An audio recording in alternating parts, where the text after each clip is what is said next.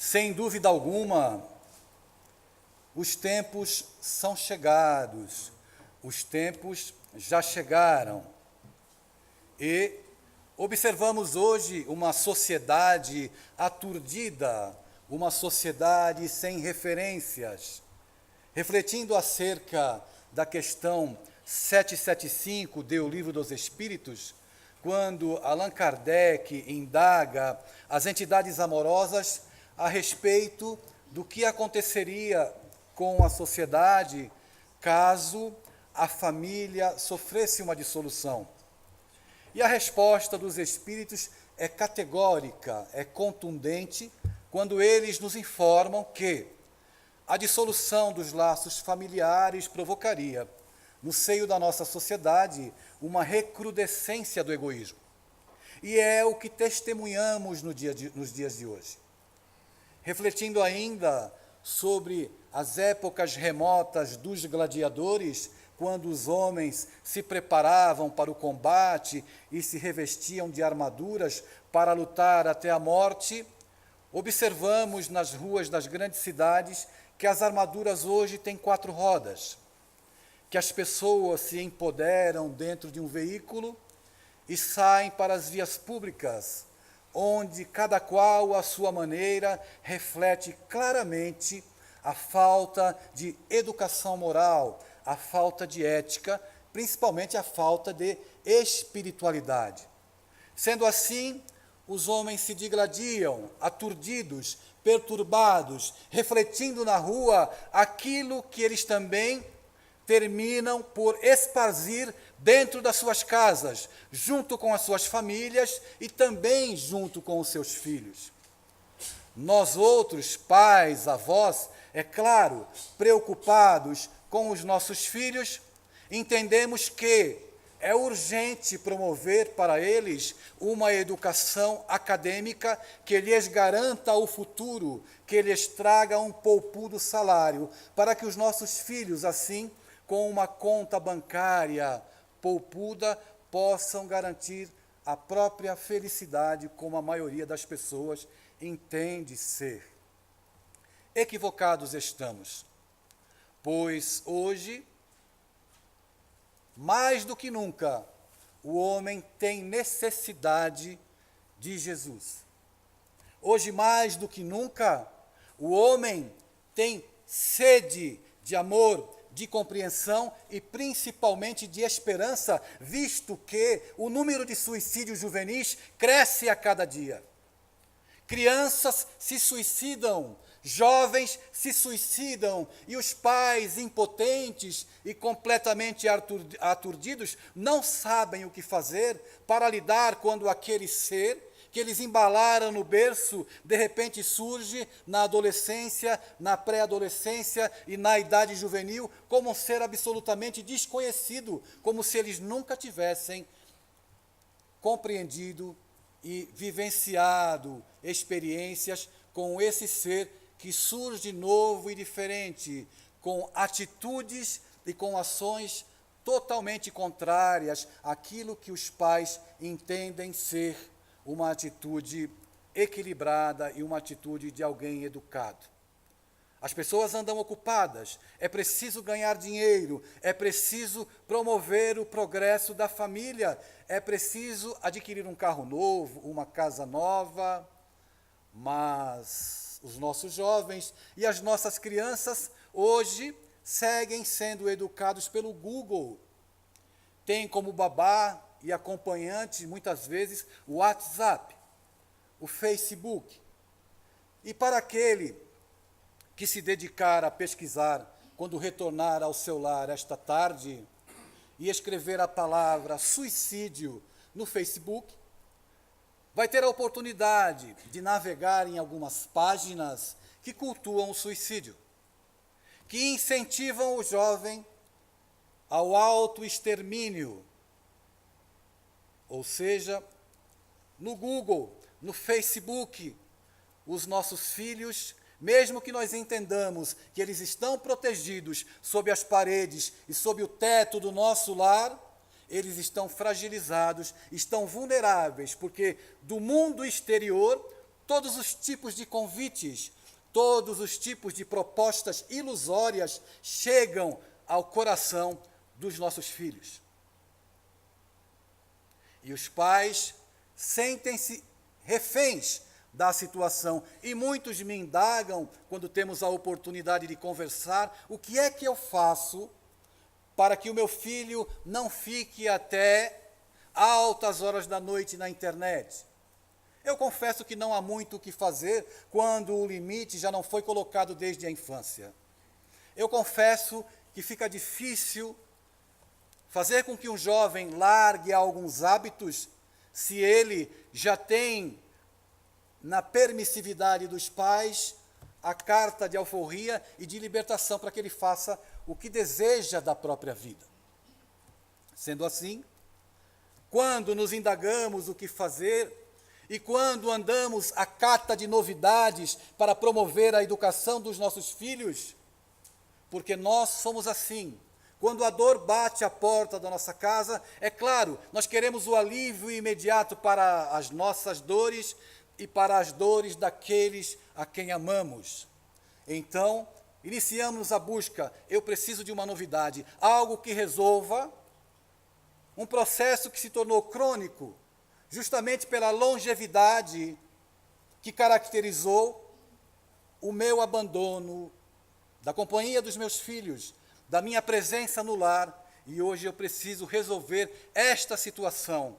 Já garanti o diploma acadêmico, mas mesmo assim, eu não logrei garantir a felicidade dos meus filhos, porque o diploma acadêmico não garante a felicidade nem dos pais e nem dos filhos. O quadro parece terrível, mas eu posso asseverar e garantir que ainda existe esperança. E essa esperança continua sendo aquela velha novidade, Jesus Cristo. A esperança e os males do mundo ainda encontram o remédio, a consolação, o amparo, o acolhimento no regaço do Evangelho. Me recordo que em 1971, quando Francisco Cândido Xavier dirigia-se à TV Tupi, o veículo cruzava ali, virava pela Brigadeiro Luiz Antônio, no centro de São Paulo. Um dos acompanhantes no interior do veículo, ao observar a fila imensa que virava a esquina, olhando para Chico Xavier, comentou de maneira entusiástica: Chico, tu já observaste o número de pessoas que veio te assistir essa noite? Porque a fila é imensa, dobra o quarteirão, passa pela Brigadeiro Luiz Antônio e já está próximo à Avenida Paulista. Vieram todos te ver. Chico sorriu daquela maneira matreira e disse o seguinte: as pessoas não vieram me ver, elas estão aqui porque todas estão com saudades de Jesus. Os nossos lares estão necessitados de Jesus. Não viemos aqui nessa tarde trazer nenhuma proposta educativa mirabolante, embora entendamos e acreditemos que a doutrina dos Espíritos é a proposta educativa por excelência. Embora acreditemos e entendamos que o Espiritismo não veio ao mundo para aplicar passes, embora nos valhamos do passe como recurso precioso e terapêutico, a proposta do Espiritismo é a mesma proposta de Jesus, que é promover a educação do espírito, a educação da alma. Sendo assim, eu gostaria de trazer para a nossa reflexão 4 parágrafos, apenas 4 parágrafos, que representam o prefácio do Evangelho segundo o Espiritismo. 4 parágrafos. Normalmente, a maioria das pessoas desabituadas à leitura, quando toma um livro nas mãos, já vai direto aos assuntos que interessa, deixando de lado a leitura do prefácio. E o prefácio do Evangelho segundo o Espiritismo, por si só, já é um tratado de esperança. o prefácio do Evangelho segundo o Espiritismo, é uma ode, uma poesia ao amor, é um portal de luz para que possamos enxergar e, embora os enfrentamentos das lutas diárias do dia a dia, nós tenhamos a possibilidade, mesmo com os joelhos ameaçando dobrar, as ideias suicidas orbitando no nosso psiquismo, nós tenhamos a coragem de enfrentar as lutas, porque estas lutas significam para nós a grande escalada evolutiva, a grande porta da nossa redenção. Nada se estabelece nas nossas vidas, para a nossa alegria e para as nossas conquistas, de maneira miraculosa. É necessário que nos esforcemos para sair da letargia que caracteriza a nossa condição de espíritos em evolução, o adormecimento ao qual nos entregamos, nos comprazendo na ignorância que por séculos e séculos turva o nosso entendimento. E eu me recordo do espírito José do Patrocínio, em uma de suas mensagens, quando ele diz que Allan Kardec é o abolicionista da razão. Quando ele diz que o Livro dos Espíritos é uma verdadeira carta de alforria para as consciências. Sendo assim, somos convidados a pensar, somos convidados mais do que isso a agir. E eu vos convido agora a me acompanharem na leitura desses 4 parágrafos que representam o prefácio de O Evangelho segundo o Espiritismo. Indo ao primeiro parágrafo do Evangelho segundo o Espiritismo, que diz assim: os Espíritos do Senhor, que são as virtudes dos céus, como um imenso exército que se movimenta, ao receber a ordem de comando, espalham-se sobre toda a face da terra, semelhantes a estrelas cadentes, vêm iluminar o caminho e abrir os olhos aos cegos. Os Espíritos do Senhor, que são as virtudes dos céus, como um imenso exército que se movimenta, ao receber a ordem de comando, espalham-se sobre toda a face da terra. E nós, lendo o primeiro parágrafo e refletindo acerca desta colocação do Espírito Verdade, acerca desses Espíritos do Senhor, que são as virtudes do céu, costumeiramente lançamos o nosso olhar para longe de nós, pois entendemos que esses Espíritos do Senhor devem ser Manuel, André Luiz, Meimei, Joana de Ângeles, e nós não compreendemos e não alcançamos e não temos o entendimento que os Espíritos do Senhor estão conosco dentro da nossa casa também. Pois dentro dos nossos lares, embora conosco, nas nossas casas, ainda não estejam entidades alçadas à condição de espíritos superiores, dentro dos nossos lares existem essas estrelas que caíram no céu da nossa existência, porque vinculados a estas criaturas, e estas criaturas, estes alunos tal como nós, pois a nossa família é a primeira sala de aula dos espíritos. A nossa família é o grupo com o qual nós devemos nos alfabetizar espiritualmente, porque é justamente esse grupo que convive conosco que nos conhece. É justamente aquele filho que não corresponde muito bem às minhas expectativas, ou aquele pai que não corresponde também às minhas expectativas como filho, porque é grosseiro, porque não me ouve, porque é indiferente, ou aquela mãe rebelde, que apresenta também dificuldades no seu comportamento. Nós lançamos os nossos olhares alhures, porque entendemos que as grandes coisas estão longe da nossa casa. Pensando no Evangelho e pensando no Cristo, vale a pena uma citação para a nossa reflexão. Quando Jesus caminhava em direção ao Gólgota, já com o corpo alquebrado, sob o peso da cruz, as pernas do mestre dobraram e o corpo derreou. Naquele instante, o soldado romano deu a ordem para que o cirineu o auxiliasse com o peso da cruz por mais alguns metros, para que ele pudesse chegar ao Gólgota. Certamente aquele cirineu foi providencial, pois foi no instante em que as forças de Jesus faltaram que ele pôde socorrer o Mestre, trazendo este cirineu para a intimidade da nossa casa. Quantas vezes os nossos joelhos já não dobraram ao peso da nossa cruz e surgiu um parente, surgiu um amigo, um companheiro na casa espírita que, atuando como cirineu, ajudou-nos a erguer a cruz para que pudéssemos seguir caminhando.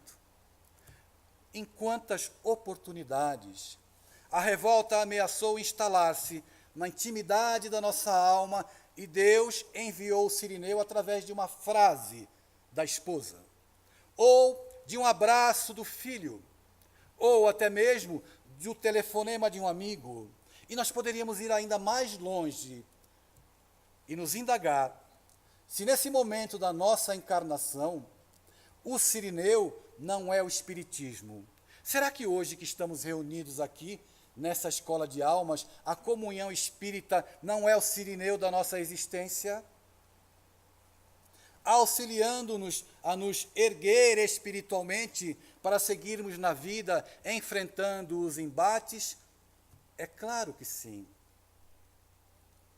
O espiritismo, a doutrina espírita, é este cirineu que nos momentos mais graves de escuridão vem lançar luz para que possamos seguir caminhando e enxergar que, embora o mundo passe pelo caos, ainda existe esperança. Vem nos dizer que, embora a doença tenha me chamado para uma entrevista, ainda existe esperança. Vem nos dizer que, embora a morte tenha arrebatado alguém que eu amo para longe dos meus olhos, a vida segue triunfante, pois os espíritos vêm nos dizer e, atendendo a voz de comando do Senhor, se espalham por sobre toda a terra para enxugar as nossas lágrimas, para dizer ao teu coração: confie, pois ainda existe esperança. Confie, pois se fizeres a tua parte, se não te abrigares na revolta, se lançares para longe essas ideias suicidas que visitam o teu psiquismo, tu lograrás tempos mais felizes e experimentarás um novo momento na sua vida. A vida é assim, ela é cíclica. Ela tem tempestades e tem momentos de bonança. E quando as tempestades se apresentam, se nós nos entregarmos e nos arrojarmos a enfrentar uma força maior do que a nossa própria fé, fatalmente sucumbiremos. Mas se no instante em que a borrasca da enfermidade, da falta de dinheiro, do desemprego, da pancadaria verbal no templo familiar acontecer, nós nos abrigarmos na fé, na oração e não nos tornarmos um polo multiplicador do desamor, certamente a tempestade irá passar e nós poderemos seguir adiante. Devemos refletir por outra perspectiva neste instante sob as nossas próprias cruzes, já que cada um de nós aqui tem uma cruz. Cada um de nós que retorna à vida na terra já traz a sua própria cruz. O Cristo, quando se encontrava no Gólgota, preso na cruz, olhando para a multidão que se comprimia ali para assistir à sua crucificação, olhando para o céu, pediu a Deus: Pai, perdoai-os, pois eles não sabem o que fazem. Subamos todos nós agora na nossa cruz. Será que nós não temos condição, sob o peso das nossas dores, de cima da nossa própria cruz, a capacidade de olharmos em volta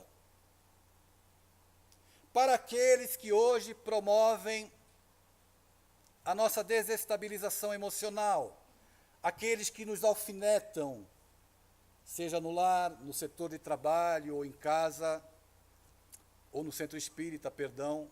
Será que nós não temos a condição de olhar para essas pessoas com mais compreensão e dizer: Pai, perdoai-os porque eles não sabem o que fazem? Se nós tivermos a humildade de subir na nossa própria cruz para contemplar as pessoas com quem convivemos, certamente nós teremos uma estrutura emocional, espiritual, uma fortaleza espiritual que nos permitirá entender que aquele que agride, aquele que promove o mal, se encontra em condições de enfermidade. Mas se egoisticamente nós nos mantivermos atados à ignorância, acreditando que nós somos credores da vida, e cá para nós, nenhum de nós aqui presente é credor da vida. Todos nós somos devedores da vida. Se nós mudarmos a perspectiva do nosso olhar para a problemática que nos aflige, certamente nós teremos condição mais favorável para seguir adiante. Continuando com o segundo parágrafo de O Evangelho segundo o Espiritismo, eu peço que me acompanhem na leitura do segundo parágrafo, que diz: Eu vos digo em verdade que são chegados os tempos em que todas as coisas devem ser restabelecidas no seu verdadeiro sentido, para dissipar as trevas, confundir os orgulhosos e glorificar os justos. São chegados os tempos em que todas as coisas devem ser restabelecidas no seu verdadeiro sentido. Que coisas serão essas? Olhando para a sociedade, para a família hoje, entendemos que o restabelecimento e a aproximação entre pais e filhos, o restabelecimento de relacionamentos que sejam pautados no respeito de uma autoridade que exemplifique e não de um autoritarismo que agrida, certamente contribuirá para que as coisas sejam restabelecidas. São chegados os tempos em que um pai deve olhar para o filho pela lente da reencarnação e compreender que aquele filho que está ali enfeitando o lar não é a expressão apenas da idade biológica, que existe ali um espírito encarnado, alguém que temos a responsabilidade de conduzir nessa nova etapa, nessa nova encarnação, mas alguém também que tem a possibilidade de nos ensinar, com quem nós podemos aprender. A reencarnação, como proposta educativa de Deus, e a reencarnação como facilitadora dos relacionamentos entre pais e filhos, deveria trazer para nós um alargamento do nosso olhar para estes seres que nós temos responsabilidades, estes jovens que enveredam por caminhos tortuosos, esses jovens que muitas vezes nos procuram dizendo que desejam se matar, porque sentem desejo por outro jovem do mesmo sexo. Eu prefiro me matar porque eu me sinto uma aberração da natureza. Eu prefiro me matar do que conversar com o meu pai, porque se eu conversar com o meu pai, ele me bota a porta afora. Então eu prefiro entrar pela porta do suicídio, já que eu não encontro uma porta para compreender as minhas dores, as aflições que eu carrego na minha alma.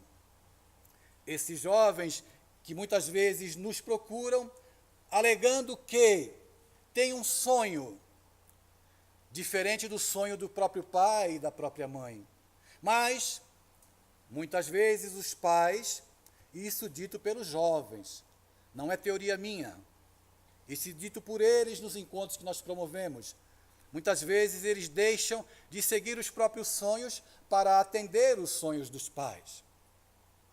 Fazendo um parêntese, recordando o livro Corações Juvenis, que eu tive a oportunidade de escrever com aproximadamente 45 jovens na Federação Espírita Pernambucana.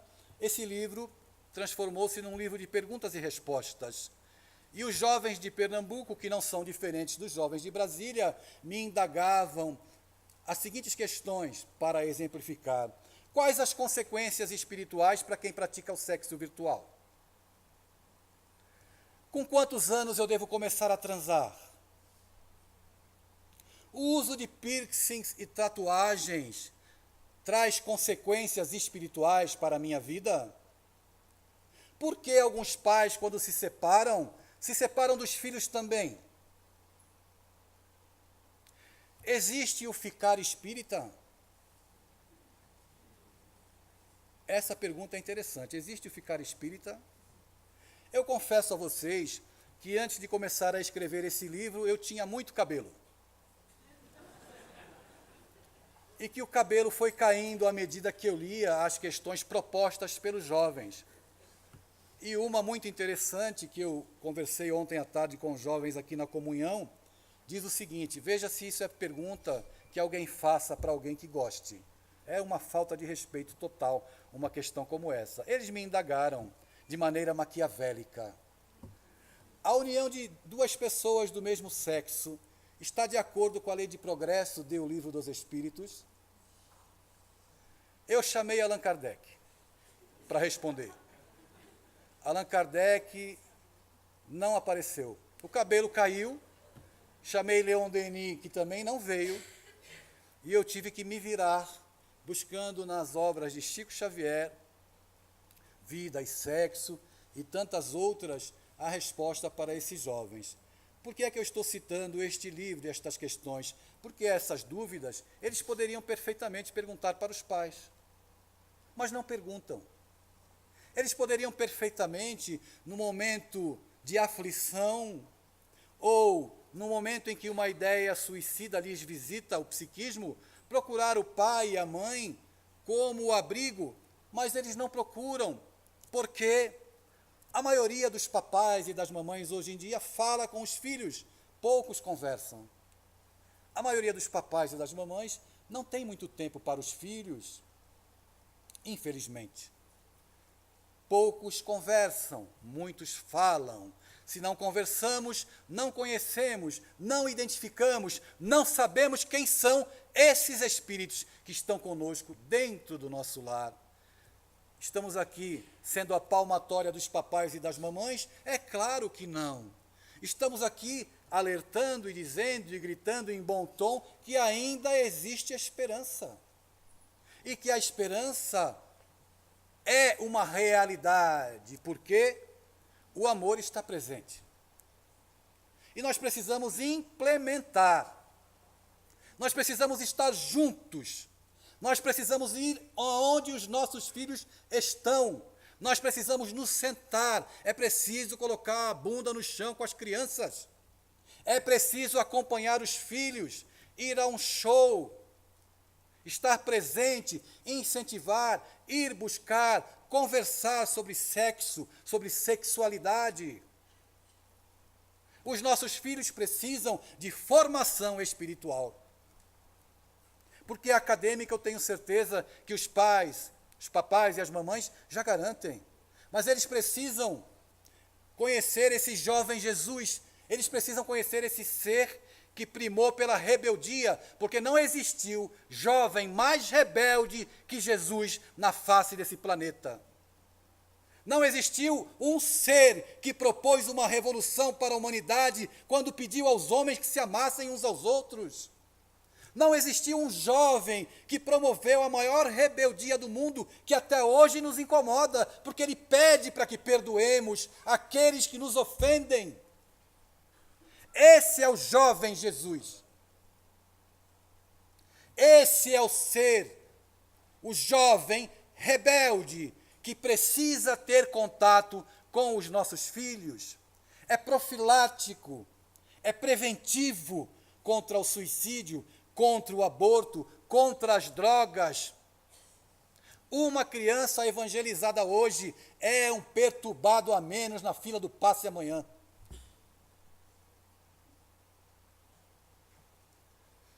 O que de melhor podemos fazer pelas nossas crianças, pelos nossos filhos, é dar educação espiritual, é trazer para a evangelização, é acompanhar, é estar junto. Terceiro parágrafo.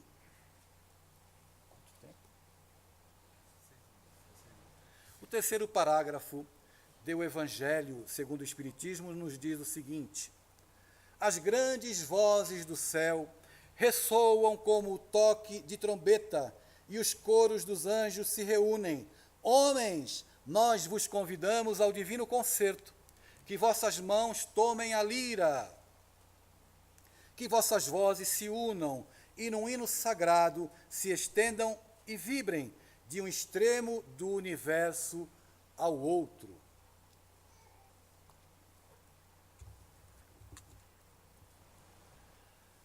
Para espíritos em estado de letargia como nós, quando encarnamos, nos comprazemos, é claro, nas coisas que falam mais de perto aos prazeres mais grosseiros. Estas trombetas podem ser entendidas e compreendidas também como o sino de Deus. Para espíritos da nossa categoria, o sino de Deus é a dor. A dor toca, o sino plange, nos chamando ao despertamento da nossa condição de espíritos imortais. O sino plange, nos dizendo que é preciso ter um olhar mais além do que aquele que se detém apenas nos sentidos que os nossos corpos experimentam. O sino plange, nos chamando à renovação, ao olhar para a frente, ao contemplar o céu, ao olhar para todas as obras da natureza que não foram feitas pelos homens, por Deus foram feitas. Assim diz a questão do Livro dos Espíritos. O sino plange, a dor toca, nos despertando, para que compreendamos e possamos nos tornar espíritos emancipados, despertando na nossa condição de inferioridade e entendendo que o Espiritismo inaugurou uma nova era, a era da culpa, como diz José do Patrocínio, a era das teologias escravocratas já ficou para trás. A era hoje é da libertação do pensamento e, principalmente, a era hoje é a era da responsabilidade pela nossa vida. Já que ninguém é responsável pelas minhas dores, já que eu sou o artífice, o construtor do meu destino, já que eu, diante de todas as possibilidades, devo escolher sempre pela vida e pelo amor. Quando amanhece o dia, Deus já está me dizendo em sua infinita misericórdia que acredita em mim mais uma vez. Quando amanhece o dia, eu abro os olhos e desperto para uma nova oportunidade. O Criador sinaliza: eu acredito em você. E Ele nos diz, em tantas situações do dia, que nos ama tanto. Ele nos diz e nos consola em tantos momentos: filho, eu acredito em ti.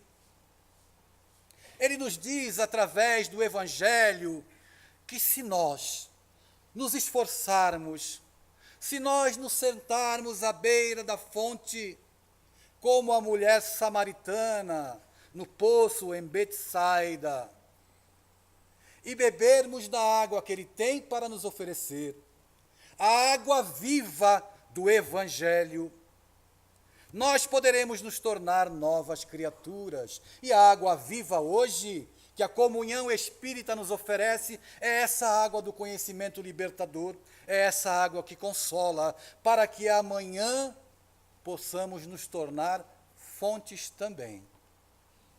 E onde quer que estejamos, na antessala do consultório médico, no ambiente familiar, no local de trabalho, e as dores estão em todos os lugares, como fontes pequeninas, nós possamos saciar a sede dos nossos semelhantes que se encontram à míngua de um pouco de água e de um pouco de amor. E novamente, refletindo acerca de Jesus, eu vos relato a história que relatei ontem aos jovens no encontro às 17 horas. Voltando no tempo para a década de 40 do século XX, quando um trem se deslocava de Bombaim para Calcutá. Aquele trem caracterizava-se pela miséria humana que carregava. Miséria material, miséria moral. E era muito comum observar-se ao longo da viagem corpos que caíam, misérrimos, com fome, enfermiços, e aquela jovem monja albanesa sentada em um dos vagões foi surpreendida mais uma vez quando ouviu aquele barulho às suas costas, que ela já conhecia, pois experimentara a mesma situação em outras viagens. Era o barulho de um corpo que caía ao chão. Ela, de corpo frágil, ergueu-se e caminhou em direção ao pobre que caíra ao chão do trem. Aproximou-se, ajoelhou-se, ergueu a cabeça daquele homem que disse: tenho sede. Ela lembrou-se de Jesus. Pois há 2000 anos, um pouco mais, pregado na cruz, ele disse essas duas palavras: tenho sede. E o soldado romano molhou uma esponja em água vinagrosa, colocou na ponta da lança e aproximou-se dos lábios de Jesus, que procurou sorver daquela água vinagrosa, a água que poderia lhe saciar a sede. Mas a mensagem reverbera ainda através dos séculos e nós podemos ouvir, na acústica da nossa alma, Jesus a nos dizer: tenho sede. Jesus nos diz: tenho sede dentro do lar, através de um filho que pede a nossa atenção. Jesus nos diz: eu tenho sede de amor, através da esposa que se encontra aflita na nossa casa. Jesus diz: eu tenho sede, através do jovem que se entrega às drogas, ao álcool, à bebida. Porque tinha sede de amor, em algum momento sucumbiu. Fraco espiritualmente, pusilânime de caráter, entregou-se ao vício. E quantos miseráveis do caminho andam pelo mundo com sede? E nós outros, reunidos essa tarde, bebendo dessa fonte, já podemos, se não podemos ser um rio de águas caudalosas, já podemos nos transformar em pequenos regatos. Se não podemos ser estrelas, já podemos ser pequenos pirilampos. E com uma luz intermitente, embora as nossas fraquezas, já podemos fazer luz na vida de alguém. Para mudar o mundo, nós precisamos apenas começar a mudar as nossas atitudes dentro do lar. Para prevenir os suicídios dos jovens que acontecem hoje, das crianças, nós precisamos mudar as nossas atitudes dentro do lar. O último parágrafo do prefácio do Evangelho segundo o Espiritismo diz assim: homens, irmãos amados, estamos juntos de vós. Amai-vos também uns aos outros e dizei do fundo de vosso coração, fazendo a vontade do Pai que está no céu: Senhor, Senhor, e podereis entrar no reino dos céus. Fazer a vontade de Deus para nós hoje é atender os nossos compromissos familiares. E mesmo ao peso do sacrifício e da renúncia, procurar nos levar amor àqueles que convivem conosco, dando amor e recebendo amor também. Nenhum de nós encontra-se à revelia da misericórdia divina. Nenhum de nós aqui encontra-se apartado do amor de Deus. Nenhum de nós aqui é tratado com indiferença. Todos estamos íncitos nas leis naturais que regem a nossa vida. Eu gostaria de vos falar sobre esse livro, Ainda Existe Esperança. que lançamos com a autoria espiritual do nosso amigo Luiz Sérgio. E que todos nós aqui essa tarde somos brindados com a presença da mãe do Luiz Sérgio, que está aqui ao meu lado. A princípio foi muito difícil para mim enveredar pelo caminho da mediunidade. Já tínhamos mais de 70 livros publicados e não entendíamos ser necessário trabalhar mediunicamente. E após muito cuidado, muito critério, muitas observações e muitas confirmações, e eu confesso que a confirmação que mais me enterneceu foi a da mãe do próprio Luiz Sérgio, nós nos lançamos ao trabalho e recebemos esse texto, submetemos ao nosso amigo Saulo César Ribeiro da Silva, responsável pelo projeto Evangelho de Emmanuel, que fez a análise do trabalho. E ficamos muito felizes pela possibilidade de lançar essa obra, que trata do seguinte: o livro Ainda Existe Esperança nos revela os bastidores espirituais das reuniões de evangelização infantil. O que acontece no lado espiritual da vida quando uma criança está na reunião de evangelização? Trata também dos bastidores espirituais da reunião de evangelização juvenil. O que acontece com os jovens quando eles estão reunidos no âmbito espiritual? Tem espíritos ali presentes? Não tem? Os jovens são influenciados pelos espíritos? As crianças são influenciadas? Os pais são influenciados? Os pais são beneficiados pela reunião de evangelização infantil? A criança agindo como instrumento dentro do lar, às vezes, dos pais indiferentes, que acreditam que a reunião de evangelização infantil sirva apenas para tomar conta dos nossos filhos. Muito pelo contrário. O livro trata também dos bastidores espirituais das escolas. O que acontece nas escolas onde as drogas hoje são utilizadas? O que acontece no lado espiritual da vida quando se usa drogas? Quando acontece a violência? Será que existem processos obsessivos? Será que o Pablo Escobar, quando desencarnou, ele foi para o mundo espiritual e foi alçado à condição de anjo? Ou será que ele ainda continuou cultuando o reino, o império das drogas e da consequente ignorância para os jovens? Será que quando um jovem entra na escola pela manhã, ele já não está com muita vontade de estudar? Pode acontecer de um espírito se aproximar dele e dizer assim para ele: por que é que você vai assistir aula se a gente pode ir para uma balada agora? Por que é que você pode assistir a aula se a gente pode ir para uma balada legal, sexual, regada a drogas? Será que os nossos filhos sofrem essa influência? É claro que sofrem, pois até mesmo dentro do quarto, de posse de um smartphone, eles têm contatos com páginas do Facebook que incitam o suicídio. Eles têm contato com páginas do Facebook ou com outras páginas e redes sociais que traficantes se utilizam para entregar drogas.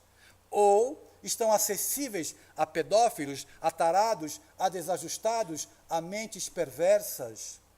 E particularmente, um dos casos que nos chama a atenção, já que daqui a pouco nós iremos para a prece dos suicidas, é o caso de um jovem que quer se matar porque sente desejo por um outro jovem do mesmo sexo.